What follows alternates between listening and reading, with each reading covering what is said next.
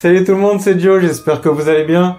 Je suis content de vous retrouver pour cette nouvelle vidéo. Depuis quelques temps, on entend beaucoup parler de chronologie des médias, de délai de diffusion des films après leur sortie en salle. Et du coup, je me suis dit que j'allais vous faire une petite vidéo pour en parler un peu plus en détail. Alors la chronologie des médias, c'est ce qui permet d'organiser le temps de décalage de la diffusion d'un film afin qu'il ne rogne pas sur son exploitation en salle. Les différents supports utilisés peuvent être physiques, comme le DVD, le Blu-ray, ou immatériels comme la VOD, le streaming ou la diffusion via une chaîne de télévision. Du coup, une nouvelle chronologie des médias entre en vigueur à partir du mois de février et c'est l'occasion de faire un point sur ce qui a été annoncé. Dans cette vidéo, nous allons donc voir ce qui change en 2022 pour les délais de diffusion, puis nous allons voir un petit peu plus comment fonctionne cette chronologie des médias et comment ces délais sont attribués. Et si cette vidéo vous intéresse, restez connectés.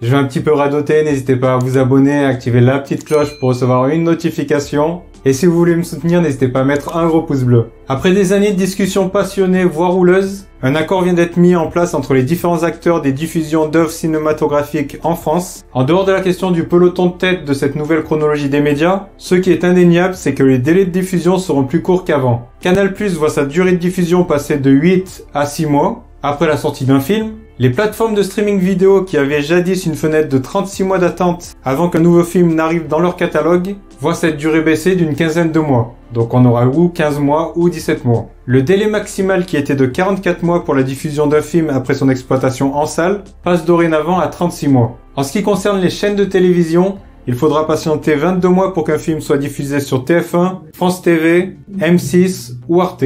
Tandis que les autres chaînes gratuites du réseau TNT devront patienter 8 mois de plus. Toutefois, cette fenêtre raccourcie est conditionnée par le fait qu'elles devront investir au minimum 3,2% de leur chiffre d'affaires dans la production cinématographique française. Comme nous pouvons le voir, les chaînes nationales sont les dernières à être prises en compte par ces réformes. Cependant, elles bénéficieront de 14 mois d'exclusivité de diffusion sur certains films. En conséquence, cela signifie que pendant ce laps de temps, les plateformes de streaming vidéo devront retirer ces œuvres de leur catalogue français. Des accords seront cependant possibles pour partager les droits de diffusion et le délai pourra être amené à 19 mois si le film n'a pas été acheté par une chaîne payante ou par une plateforme. Du côté des DVD, de la VOD et du Blu-ray, il n'y a eu aucun changement annoncé. Ce sera donc le même délai de 4 mois après la fin de l'exploitation cinématographique en salle pour pouvoir acheter un film sous ce format-là. Enfin, les séries n'étant pas exploitées en salle, elles ne sont donc pas concernées par ces réformes, bien évidemment. Un épisode peut par exemple être disponible en VOD le lendemain de sa diffusion aux USA. Les choses sont encore plus rapides pour les plateformes de streaming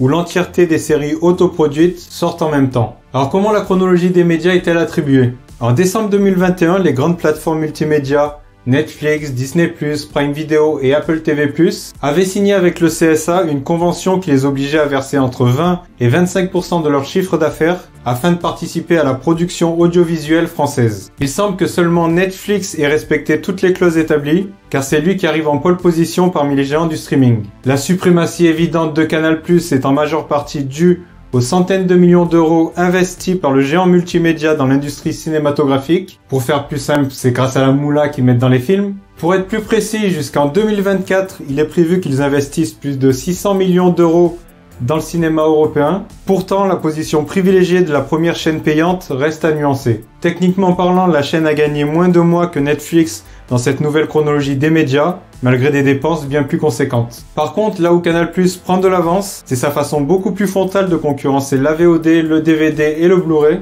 avec lesquels il partage désormais des dates de diffusion quasi similaires. Donc ça sera disponible presque en même temps sur Canal et en Blu-ray. Les privilèges de diffusion se font si la chaîne ou la plateforme est considérée comme vertueuse, c'est-à-dire si elle respecte 11 engagements précis et a signé des accords avec les organisations du cinéma français. Lorsque ce n'est pas le cas, comme on peut le voir avec Prime Video ou Disney+, cela a un impact défavorable sur la fenêtre de diffusion accordée. Disney s'est d'ailleurs déclaré insatisfait de ces nouveaux accords et envisage de ne plus diffuser certaines de ses productions au cinéma afin de les publier directement en streaming film sur ses plateformes. Cependant, les bénéfices engrangés par les diffusions au cinéma rendent ce scénario peu plausible. Nous verrons dans les années qui viennent si le pourcentage des sorties cinéma de ce géant du divertissement a connu un réel changement ou non suite à cette nouvelle chronologie des médias. Enfin, rappelons que le Festival de Cannes, en partie financé par l'État, ne sélectionne jamais des films du catalogue Netflix en compétition, contrairement à d'autres mises de prix. La raison est simple, une œuvre disponible sur la plateforme n'est pas vouée à sortir par la suite dans les salles.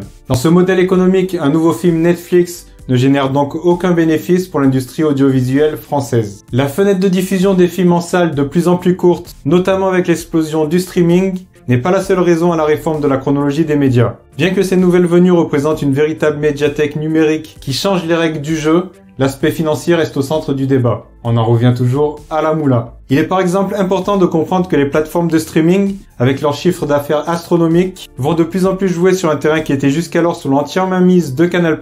Pour illustrer ce point, rappelons que les 40 millions d'euros que Netflix va devoir injecter dans la création française ne représente que 4% de son chiffre d'affaires en 2021, ce qui est très peu. Même si la plateforme s'engage aussi dans la production d'une dizaine de films français par an, l'accord lui reste avantageux. La nouvelle chronologie des médias qui doit s'étendre sur une durée de 3 ans, avec une clause de revoyure en 2023, avait donc un rôle délicat à jouer. Celui de prendre en compte l'évolution des habitudes de visionnage des Français, liées aux évolutions technologiques et au confinement, tout en gardant un équilibre nécessaire pour ne pas mettre à risque son financement. Étant donné que j'avais prévu de faire cette vidéo sur la nouvelle chronologie des médias, je m'étais dit que ça pouvait être intéressant de faire un petit sondage pour savoir ce que vous en pensez. Et donc dans l'onglet communauté de ma chaîne YouTube, je vous avais posé une petite question pour savoir ce que vous en pensiez justement. Et sans surprise, vous êtes une immense majorité à penser que cette nouvelle chronologie des médias va dans la bonne direction.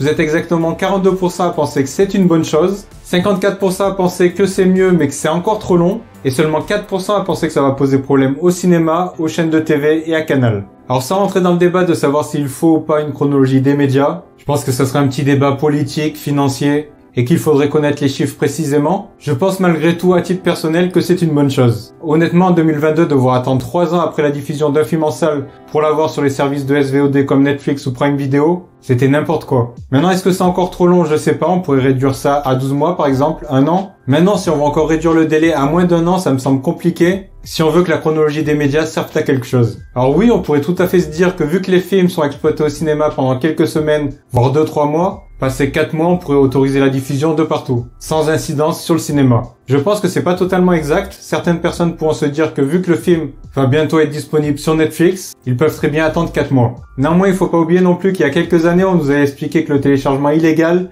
allait détruire l'industrie cinématographique. Alors qu'à l'époque, les pourcentages de fréquentation des salles n'arrêtaient pas d'augmenter. Donc comme quoi, tout n'est pas lié forcément. Il faut pas oublier non plus qu'en 2021, une place de cinéma, ça reste cher. Tout le monde n'a pas les moyens de se les payer, notamment les personnes qui ont des familles nombreuses. Et que pour le prix d'une place de cinéma, voire même moins, on peut avoir un abonnement de SVOD avec lequel on peut visionner autant de films qu'on veut. Donc les choses ne sont pas aussi simples que ça. N'hésitez pas à dire en commentaire ce que vous en pensez. Si la vidéo vous a plu, n'hésitez pas à la partager. Moi je vous donne rendez-vous pour une prochaine vidéo dans pas longtemps. C'était Joe pour Culture Chronique. Ciao ciao.